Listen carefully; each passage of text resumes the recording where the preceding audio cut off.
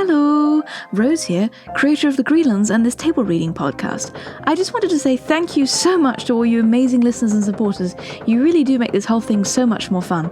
I just wanted to mention one or two things before we get started. First, I'm setting up a Greenlands shop in late November where I sell arts and prints and jewellery related to the Greenlands. It's going to be very small to start off with, but it's going to be great fun. Keep an eye on our socials for updates. Second, if you want to find out more about the world of the Greenlands, there's a section of our website going to be called Lore. I'm currently building it. It contains the history, legends and stories of the Greenlands that gives our podcasts and movies more context, so go check it out. For this episode of the Night's Erratic Table Reading, I want to thank our incredible cast: Crispin Holland, Sam Parry, Helen Varey, Linda Dootson, David McCran, Andrew Veale, James Hare, Zoe Cunningham and Alex Gardiner. So that was a very long introduction, but thank you and see you all in the Greenlands. Country Lane, morning. Maisie is sobbing and hurrying home to tell her father of what has happened to the squires and that it was because of her. She comes around a curve in the lane and there is Mistress Muckins standing with two lay brother guards barring the road. Maisie pulls up short. She looks around behind her with a view to turning around and running, and there are another two lay guards coming up behind her. Maisie turns apprehensively to Mistress Muckins, who gestures to the two lay guards to arrest her. The guards step forward and tie Maisie's hands together with rope. Maisie struggles angrily, and Mistress Muckins triumphantly smiles. Prison cell, morning. The squires are sitting on their palliaces, and there is the sound of carpentry from outside. They are looking despondent. The door opens and a guard shows a small, Weasley-looking man into the cell. The boys look up as the door is closed again. Good morning, masters. I've come here to tell you that I'm willing, for a fee, of course, to represent you as your lawyer. What do you propose to do?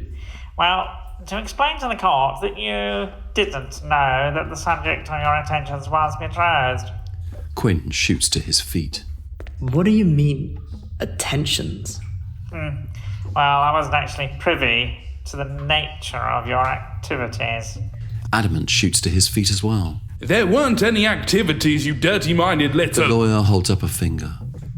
If you're going to attack the man who has kindly agreed to take the fee from the miscreants like yourself, I don't know that I want to involve myself.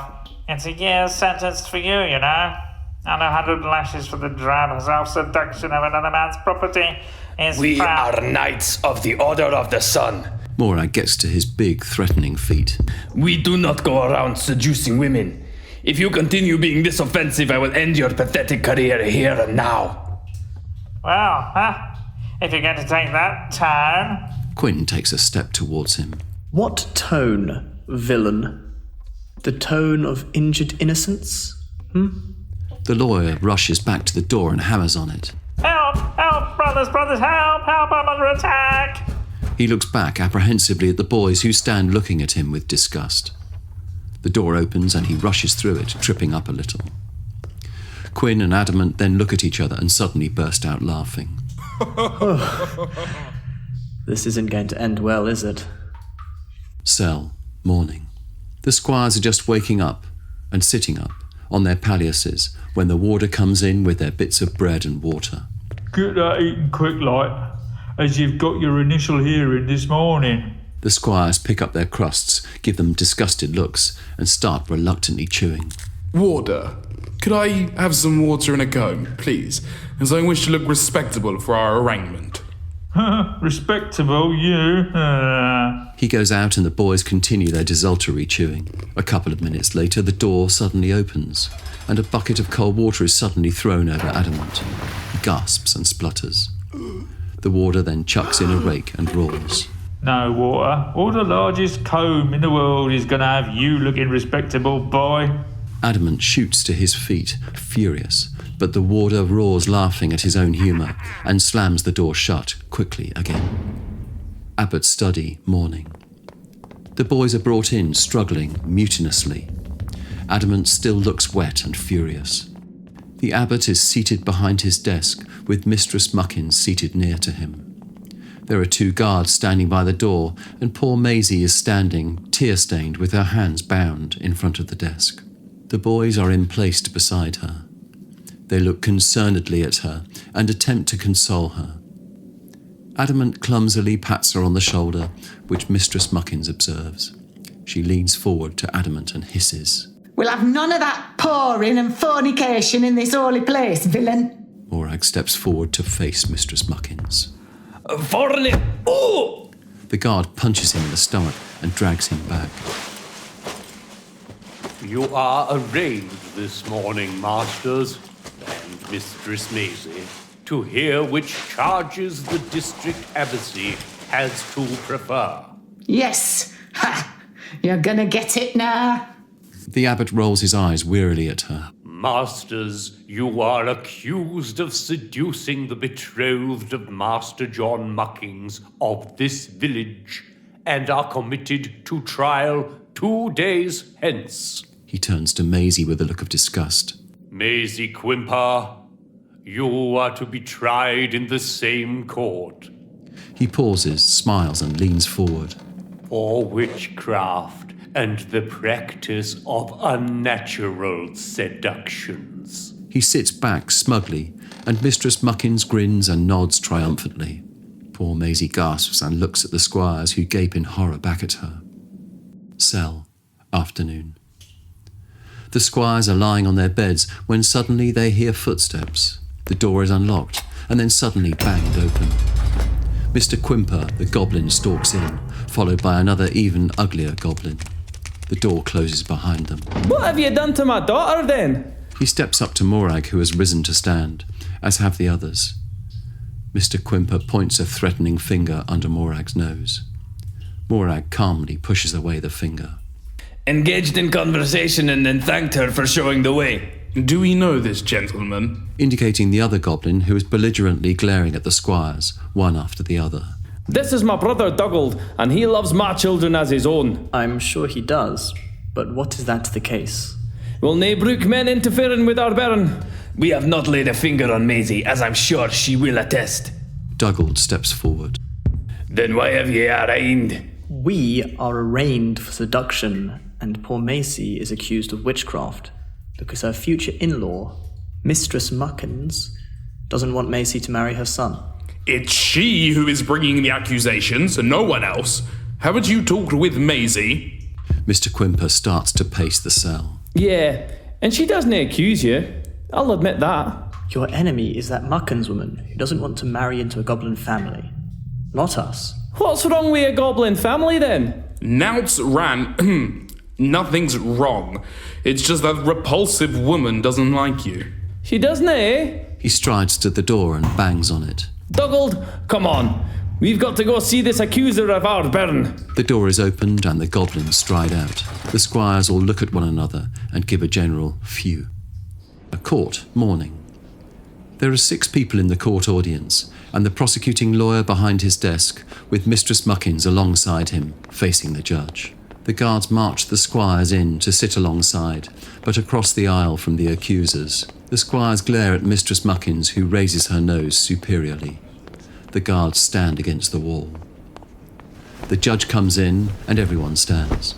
He sits down and reads his papers. Call the accused. Quinn is selected by a guard and led up to a chair facing the court. Call the prosecution. The prosecutor comes out to face Quinn. You are charged with seducing the betrothed of another man, the theft of valuable horses and saddles, and possibly the death of 2 men in the next town over. Quinn stares at him. Innocent or guilty? I did not kill 2 men. The horses and gear are my own. My father bought them for me. And I have not seduced another man's wife. In what lies your defence? The bill my father had to pay for the horses and armour, the fact I am a squire and has never killed a man, and the fact that no self-respecting woman would be seduced by me. The court nods about this last one. This does not mean that the litigants do not have the aforementioned malfeasance within their cumbrance, and that, de sequitur, this delinquent dereliction does not weigh in accordance with the court. Oh, just Abby and Malem Rem, you old coot. The court looks horrified and mystified at the same time. Court, afternoon. The judge comes into the court again, and everyone sits down. This afternoon, we try the miscreant known as... He reads the parchment in front of him. The Honourable Adamant Breathnetch. The guard chivies Adamant into the witness chair, and the prosecutor rises and walks to face him. Breathnack. You know as in the Baron? Whom do you have to represent you against this charge of seduction and interference with another man's betrothed? The theft of and expensive horse and armour, and possibly the death of 2 men over in the next village? Well, if we're going to get down to brass tacks here, how can I steal my own horse and armour? Be the sensible man. My father is the Baron Breathnack. We are under his protection, and your wrongful arrest will be answered with his lawyers and then his sword. Court day. The court has the usual occupants, and the judge enters and sits down. This morning we call Morag Hulstetter to answer the charges of seduction and interference with another man's betrothed. The guard chivies Morag to the witness stand. Morag starts to speak. Immediately he reaches the stand. I will have your head. The court all stare at him cautiously. He looks a little embarrassed and coughs, motioning the prosecutor to start. Layabouts like you are well known for rambling around the countryside and laying in wait to steal from honest men, and having their way with these men's wives and their betrothed maids. Sir, I am neither a layabout nor a thief. If you must know, I am the Prince of Hallstatten, sent here to be trained as a knight. Do not have a jurisdiction over me. If you dare lay a hand on me, I will make sure there will be nothing left of your pathetic village standing. Temper, temper. It is often the mark of the criminal to use violent threats. My lord, may we add theft of identity and pretense of royalty to his list of crimes? Theft of... My arms of sovereignty are etched into my sword and ring which you have confiscated. Your sword and ring? Ha! I'd sooner think you were the Queen Mab than royalty. Morag's eyes rake the back of the courtroom in fury. 2 guards step up alongside him. One of the aides leads to the prosecutor and whispers, Your Honour, if that boy truly is royalty, as he says, and the other a baron's son, I do not think it would be wise course of action to continue this much further. The judge sighs and sinks down into his chair, pinching his nose. Judge's office, evening. Maisie's father and the 2 other goblins come into the judge's office. They seem to be wearing more elaborate and ceremonial gear. One of the goblins has a weapon and is much bigger than the other. The judge is sitting uncomfortably in his chair. He jumps up and greets them. Court, morning. The judge comes into the court with its usual inhabitants. The judge is looking rather haggard. All rise. Everyone gets up and then sits after the judge does. We see Maisie's fiancé looking worried in the crowd. So, this morning we have, Mistress Quimper, who is here on the most solemn charge of witchcraft. There is a general ooh from the audience. Morag rolls his eyes. Quinn strains to see Maisie. We see the goblins sitting in the audience looking grimly at the judge. The judge catches their eye and looks uncomfortable. Lead the accused to the dock.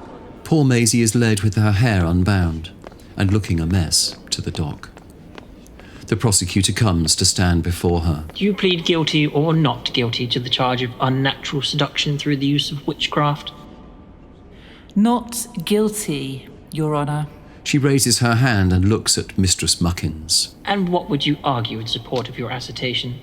Maisie pauses and then suddenly smiles while continuing to look at Mistress Muckins. Well, I have 2 statements. 1, my father is an elder in the Hairy Tusk tribe. If I had any magical abilities, I would be a priestess in our tribe, not living among you. Ah, yes. But the very fact that you are half-goblin makes you capable of things that a human woman would be not capable of. Terrible immoral. Well, I can blink my eyes sideways if that counts.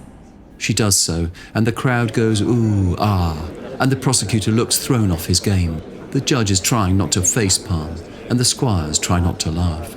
If you're going to accuse me of witchcraft and unnatural seduction, then I also wish to point out that our good woman Mistress Muckins over there must also be guilty of it. I mean, we all know of her unnatural relationship with a number of handsome young shepherds.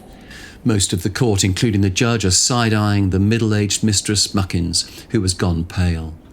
She is staring at the judge.